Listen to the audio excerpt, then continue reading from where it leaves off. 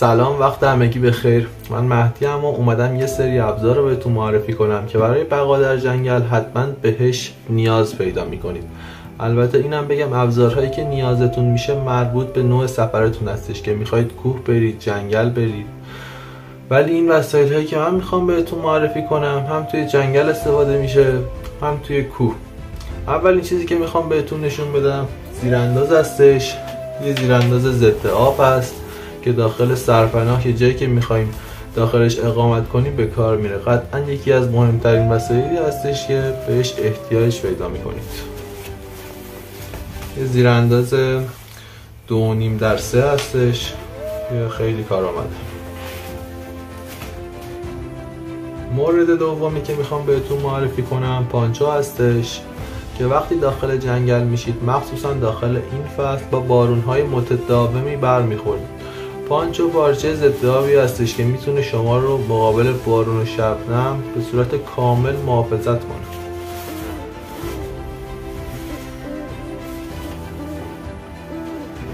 مورد بعدی که میخوام بهتون معرفی کنم، مورد سوم تبر هستش.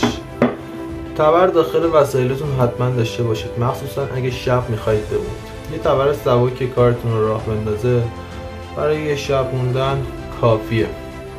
داخل بازار تبرهای زیادی هستش، از برندا گرفته تا دیغای زنجان. که از نظر بوشکرافت من این تبر رو چشم رو گرفت. همونجور که میبینید قطع کننده هستش و یه تبریه که تیغش ساخت زنجانه، دسته خوشبر میداره. از اینجاش هم از چرم مصنوعی استفاده شده. یه گیره داره که کار شما رو راه میندازه.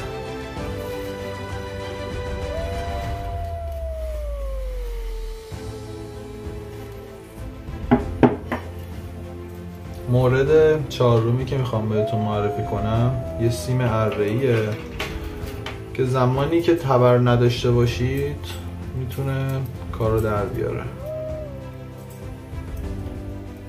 بستای سفت و محکمی داره،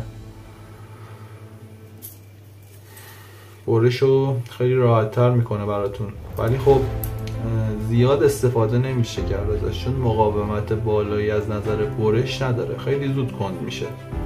تو جاهایی که نمیتونید تبر ببرید، تو شیبای خیلی سنگین، سرشیبیای زیاد، این کار خیلی جوابه. اینو حتما بهتون پیشنهاد میکنم داخل کولتون داشته باشید. مورد پنجمی که میخوام معرفی کنم این کامل هستش.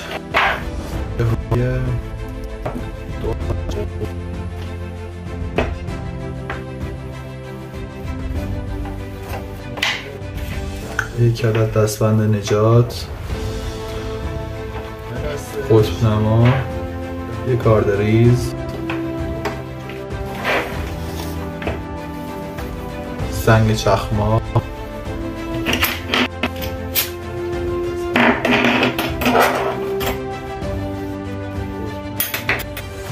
دهن‌پناه.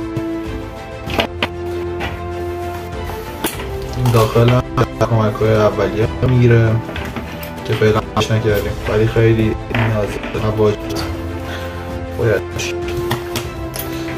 جزئیات چاقو رو میبینیم.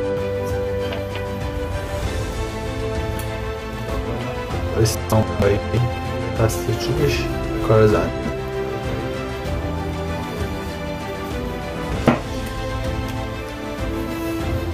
دو سوم چاقو، استیل و دستش چوبی، بنره تیکس.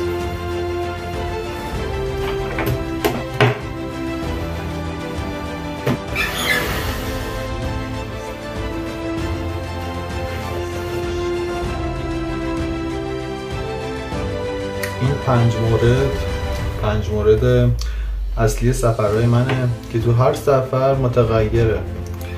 اگر تو جنگل نوردی و پیمایش باشه که یه وسایل اضافه میشه، اگه کوه نوردی باشه قطعا یه سری از وسایل کم میشه. دیگه بستگی به نوع سفر و نوع پیمایشتون داره. مرسی که تا اینجا همراهمون بودید. خدا نگهدار.